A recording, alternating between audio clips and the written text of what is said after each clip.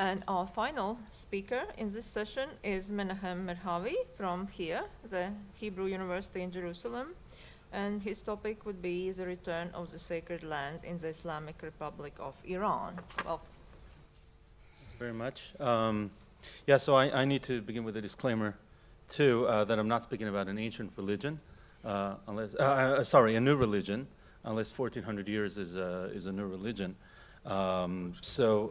Besides being relatively new to Judaism and Christianity, I think it's quite an old one. I would like to speak about the metamorphosis that Shiism has been going through in Iran, especially in the last 2.5, 3 decades.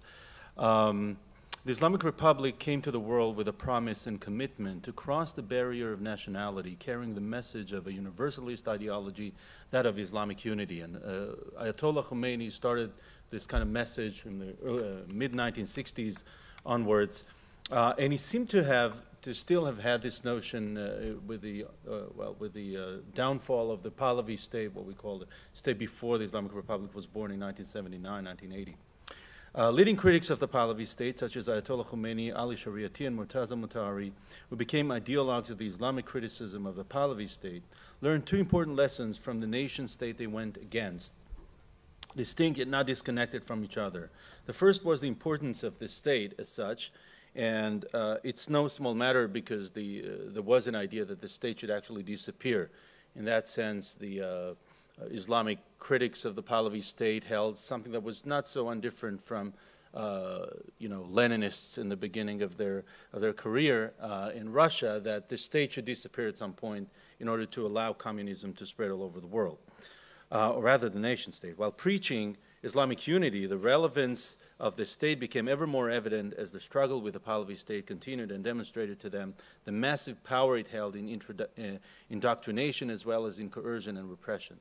The second lesson came with time, and it is in fact a ramification of the first, and that is the ideological content of the nation state, namely the acceptance of nationalism with some modifications and adaptations that would suit a state whose role is to realize Islamic ideas as well. While the change in the first aspect, namely that of realizing the power and necessity of the state, was swift and took place hand in hand with the unfolding of the revolution, the shift in the raison d'etre of the state was slow and took shape only in the aftermath of the Islamic Revolution. It developed over time and knew many twists and turns. Soon after the overthrow of the Pahlavi state, the leadership of the Islamic Republic realized that there was no point in trying to bury layers of Iranian collective memory and identity under an Islamic cloak. This might have been the result, among other things, of the local population's reaction to attempts to erase pre-Islamic symbols. Thus, for instance, in the case of Ayatollah Sadiq Khalkhali's idea of raising the ruins of Persepolis to the ground. Persepolis is, of course, a very important archaeological site south of Shiraz in the southern part of Iran, and it was the stage of great celebrations in 1971, 2,500 years to the Iranian monarchy. So this site was very much became identified with everything that's bad in a monarchy for the Islamists. So one of Khomeini's right-hand men, his name was Sadiq Khalkhali, he actually had a brilliant idea. Let's ruin the place to the ground. Let's just raise it. What's interesting is that the local people who lived there, tribesmen, actually stopped him with their own bodies. They said, we don't know much about the archaeology and the history of this place, but we really care about this. We know it's a very important place to our heritage, and we won't let you do that.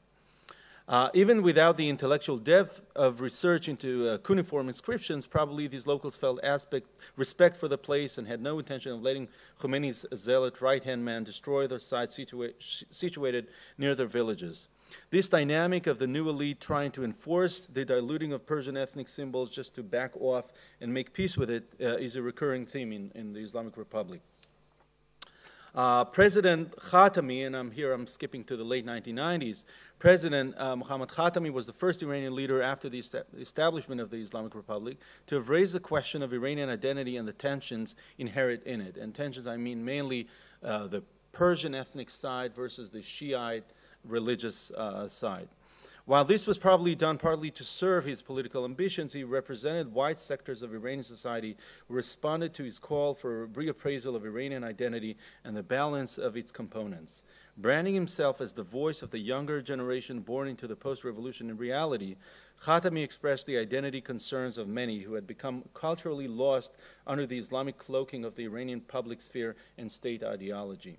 Khatami tried to pave a third way that did not exclude either the Islamic or the Iranian pillar of identity, rejecting the notion that such a separation is even possible. And I'm quoting him, there is still the wrong image that we have to split between being Iranian from being Islamic.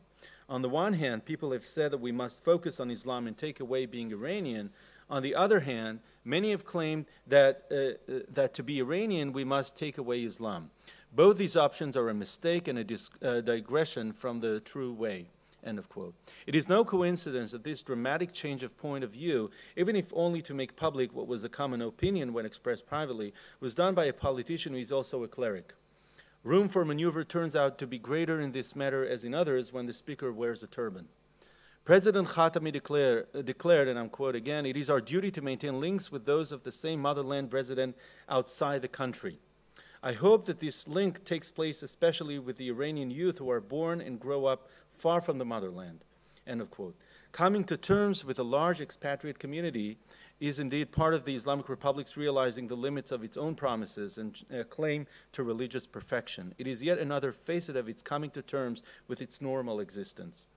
Toward the end of 2010 and beginning in 2011, Iran's president at the time, Mahmoud Ahmadinejad, faced a wave of criticism from political rivals, this time some conservative members of the Majlis, of the Iranian parliament. For instance, one member of the parliament, by the name of Reza Bahonar, warned of the serious consequences of a call made by Esfandiar Rahim Mashai, Ahmadinejad's chief of staff, for the recognition of a unique Iranian school within Islam. And I quote him, "The next provocation, which rises like a wave, comes from within the ranks of the conservative camp," he warned. And I quote again, "Yet it receives no support or legitimacy from the madrasas, from the learning houses of Shia Islam. This provocation is in the making, and the talk about an Iranian school of thought is one step in this direction." Muhammad Tavakoli, end of quote. Muhammad Tavakoli, another conservative member of the Majlis, complained that the president had recently advocated for a nationalistic Iranian worldview, what he calls it Iran Gerai, in a manner that could call into question the devotion of the Islamic Republic he represents to the ideals of the revolution. In other words, these ultra-conservative members of the Iranian parliament were very concerned about what they see as a nationalistic tendency. In other words, what they saw as actually burying the legacy of Khomeini, burying the ultra-national legacy of the Islamic Revolution of 1979. Regardless of whether Ahmadinejad had changed his worldview or was merely using the national banner as an asset in his political struggles, the shift in attitude toward pre-Islamic symbols by a politician well aware of public opinion is telling. Two events that occurred in those very weeks triggered the alarm expressed by conservatives in the Majlis and might shed some light on the symbolic expressions of such efforts. The first was a warm and official welcoming ceremony for the Cyrus cylinder, brought to Iran for exhibition from the British Museum, held in September 2010. Cyrus cylinder, for those who are not familiar, it's the most stunning, actually, or the most important finding, archaeological finding that dates back to the Achaemenid period, to Iran's first kingdom, first empire, and it's actually the declaration that Cyrus had when he conquered Babylon, somewhere around 550 BC or so. The arrival of the cylinder, which was preceded by a long debate and tension between the British Museum and Iranian authorities, was followed by a formal and well-orchestrated ceremony that included a speech by Ahmadinejad in which he referred to Cyrus as the godfather of the Basijis, of the young recruits of the Revolutionary Guards. To add insult to injury, the president also referred to, and I quote, 2,500 years of Iranian history, end of quote, in his visit to the National Museum in Tehran. A timeline that refers back to the Pahlavi obsession with Cyrus the Great and his founding of the Achaemenid Empire. The second event to alarm conservatives was the Nowruz ceremony at Persepolis in March 2011. Nowruz is the Iranian beginning of the year. It's in around 2021 March, around equinox. So that's the Iranian New Year. And again, it's a Zoroastrian festival that the Islamic Republic tried to actually ban and to purge from the Iranian calendar, and found itself just impossible to do that, so we'd actually kind of try to reappropriate it and to Islamize it. I'll get to that in a minute. The first state-sponsored ceremony at the site since the fall of the Pahlavi state and the establishment of the Islamic Republic. Celebrations of this kind, according to, again, to Tavakkoli, could distance Iran from its fellow Muslim countries. The harsh criticism with which these ceremonies were received draws attention to the ways in which the use of history to gain state legitimacy in Iran can be a double-edged sword. The crowd that gathers at Pasargad every year on Nowruz is a good example of quietist resistance to the cultural policy of the Islamic Republic. So in the last few years, actually, we have a new festival in the Iranian calendar, and that is Cyrus Day.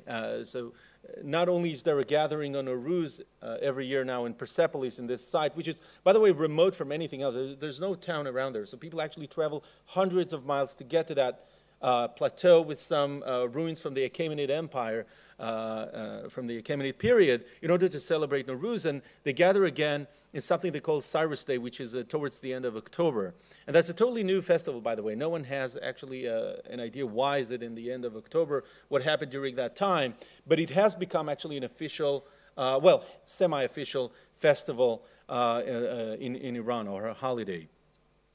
A couple of hundred people performed the Nowruz rite, spread the famous Haftesin. It's anyway a ceremony where they put 7 things on a platter, typical of the festival, on a mat in front of the tomb of Cyrus, and celebrated by the site, which symbolizes the greatness of ancient Iran. Celebrating Nowruz next to the tomb of Cyrus the Great suggests an alternative foundation of affiliation than the one cultivated by the Islamic Republic, namely Shia Islam. What instigated this invented tradition, to use Eric Hobsbawm's and Terence Ranger's term, was a struggle over the dam whose building endangered the topography of the surroundings of Pasargad and the tomb of Cyrus the Great. It is no wonder that the demand for a new memorial day in the Iranian calendar in commemoration of Cyrus the Great were heard in Iran during that time. Cyrus Day is another invented tradition that has made its way into the Iranian calendar, though unlike Nowruz, it is yet to receive full recognition by the authorities in Iran, since it lacks the historical depth Nowruz has. Nowruz, after all, has been celebrated for thousands of years now, not only in Iran, by the way, in neighboring countries, Afghanistan, Azerbaijan, and other countries in that part of Asia. The festival commemorating Cyrus' entrance to Babylon and the aftermath of its conquest is celebrated by some Iranians on, again, the 29th of October. Cyrus Day was introduced in the early 2000s and has been gaining momentum ever since. It began with a crowd gathering around the tomb to honor the ancient king believed to be buried there. In recent years, it has become a rally of a few thousand people heading towards Pasargad, causing traffic jams on the single-lane road leading to the site. Beginning from a grassroots initiative, the idea of establishing a day in honor of Cyrus was promoted by, again, by the same Mashai, the person who actually ran the office of Ahmadinejad. Mashai's headed the Iran Cultural Heritage Foundation, a role he filled in an activist way, promoting controversial initiatives regarded by the ultra-conservatives as too nationalistic. Another partner in the promotion of Cyrus Day was the Department of Literature at Tehran University, which launched an exhibit on Cyrus Day around the world in 2000. And the Students' Association of the same department held another exhibit in 2003 with a clear call to establish a day in honor of Cyrus. Archaeologists, historians, and scholars of classical literature who attended these exhibits conferences added an intellectual dimension to the demand to allocate a slot in honor of the founder of the Iranian state in the calendar of its modern descendants. I want to switch to another example. Again, Nowruz, which I mentioned earlier on. It's another festival that the Islamic Republic tried to do away with and found itself actually reappropriating. In its early years, the Islamic Republic tried to discourage pre-Islamic traditions such as the celebration of Nowruz. Nowruz was perceived by some of the ulama, by the Iranian by the Shiite scholars, as a pagan festival that contradicts the Shia values that Iran should stand for. Indeed, its very existence challenged the Islamic opposition's claim to authenticity, since it represented traditions that go back to long before Islam's arrival in Iran in the 7th century. As a marker of time, it diminished the break that the coming of Islam was perceived to be, and thus also the Islamic historiography of the salvation of pagan Iran. However, with the coming of age of the Islamic Republic, the attitude to Nowruz saw a shift that went hand in hand with the other representations of nationalism that the Islamic Republic learned to deal with and eventually appropriate, adding an Islamic coloring along the way. The evolution of the approach of the state clergy to Nowruz is emblematic of the dynamic of leadership-society relations. The clerics were led by the people and later tried to rein in their followers and lend ideological depth to their adjustable attitude. From the mid-1990s, the leadership of the Islamic Republic started to develop the notion that not only is Nowruz not repugnant to Islam, but on the contrary, it is in fact a Muslim festival. This idea was established mainly on the base of two mutually complementary claims. The first was explicit and depicted Nowruz as expressing Islamic values and hence as essentially Islamic. The second argument laid out by clerics in the last decade was that Nowruz was indeed a pagan festival initially, but with the coming of Islam was purified and shed its negative elements. Its negative origins have been eradicated and thus it poses no threat whatsoever. On the contrary, once its pagan components had been alleviated, it revealed all the good qualities that had been latent in it. This latter strategy, which I refer to as appropriation of national symbols, characterizes the approach of Iranian clergy and lay scholars alike in the last 2 decades to national symbols from pre-Islamic periods. The Nowruz messages of the Supreme Leader, Khamenei, are filled with patriotic messages in this spirit. Every year he's been recurring this for the last 10 years or so. Beyond mere patriotism, Khamenei strives to identify the nation with the state. For instance, in his Nowruz speech of 2005, the Supreme Leader stated, "The state is an agent of the nation, and the nation is the commander of the state," end quote. In other speeches, he tried to refute the seeming tension between the national event and the Shiite faith. His attempts to do so are important in showing both the need to bridge the gap and the theology that emanates from such attempts, which is a stark example of the development of religious nationalism in Iran in the last 3 decades. Khamenei offered a blessing where the believers addressed God asking for a good year ahead. He continued with the way different Iranians celebrate Nowruz and tried to set the boundaries of the national relations to Shiite proclivities of Iranians. By stating that while many Iranians add a dimension of values to their celebrations, for instance by visiting the tombs of Khomeini or other imams, other, and I quote, adhere to the foreign voices that call them to celebrate Chahar-Shanbeh Suri, which is another rite that Iranians, some Iranians actually do on the last Wednesday of the year that's just about to end before Nowruz, and they jump over the fire. And that is, again, it goes back to Zoroastrianism. But this actually rite is looked down in a very negative way by most Shiite scholars. I will go to the conclusion. It seems that what has been given mythic proportions is seen as Manichaeal struggles, contentions, or conflicting identities needs to be addressed rather from an Iranian internal context that surpasses the tumultuous events of the Islamic Revolution, dramatic as they were. The main reason that the tilt toward a more nationalistic policy was explained away by scholarship has a lot to do with the lens through which scholars analyze and judge the Islamic Republic, namely that of foreign affairs. However, in order to see the other side of the transformation in the way the Islamic Republic shaped its national interests, one is to turn to its domestic policies. While the more nationalist policy was often seen as an ideological price, the leadership of the Islamic Republic paid for the cooperation and legitimacy it needed from the population. I argue it did so out of deep change in the worldview of at least part of its members. Rather than conceal the revolution's aims and beliefs, the nationalization of the Islamic Republic expresses the national message of the overthrow of the Pahlavi state. Instead of seeing it as a changing of the guard from a nationalist-based state ideology to an Islamic-based one, I suggest that this is a shift in the emphasis on the role of religion in the Iranian national agenda. In other words, as a shift from one form of nationalism to another. Thank you.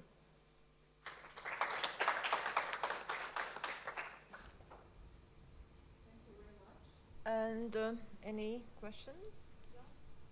Do you have some relationship with Iran? Personal? No, the closest I have is that my father was born in Yemen, part of which was ruled by Iran in the 16th century. That's as close as my pedigree goes to Iran. The situation of the Jews in Iran currently? There are about 8,000 Jews living there. For the most part, they live quite peacefully. They even have a member at the Majlis. There's a Jewish one, the 2 Zoroastrians. But no, that's not much about that, sorry.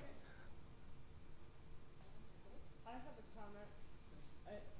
I recognize this is not a politicized corollary, but a few years ago, the Chabad movement put the official okay on Valentine's Day. Mm-hmm. And they used a very similar logic. They said, oh, it used to be a Christian holiday, but it's been thoroughly secularized. But then they redefined it, and they said it's a holiday to celebrate the love and the affection between married couples. And so it's not okay for unmarried couples, Right. but buy your wife a nice present.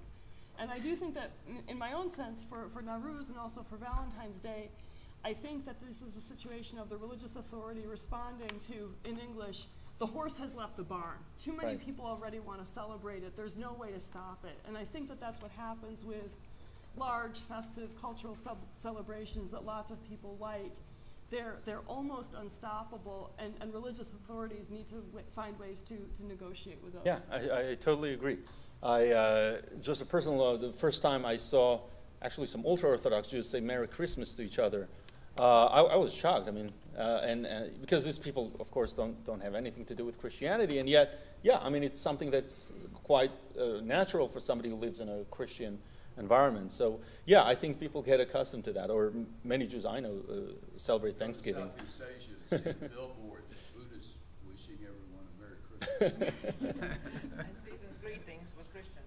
Bernadette has a I question. just have something to add to your comment, which, thank you very much, because it was very interesting. Thank you. But which really stresses everything you said. You know that there's a Khomeini Day, which is mid-June or something like that, which commemorates his birth, I think, rather than his death. Mhm. But it's a state feast, and everybody has to attend it. But of course, all Iranians from the cities leave, and so the state has to arrange for buses to go to faraway villages, and people are offered a weekend in Tehran on the condition that they stand in the streets for the official celebration, so that officially there are thousands of people attending the festival, the commemoration of Khomeini's birth, I think. Right. But in fact, all the people have left because they can't care to celebrate anything that has to do with Khomeini.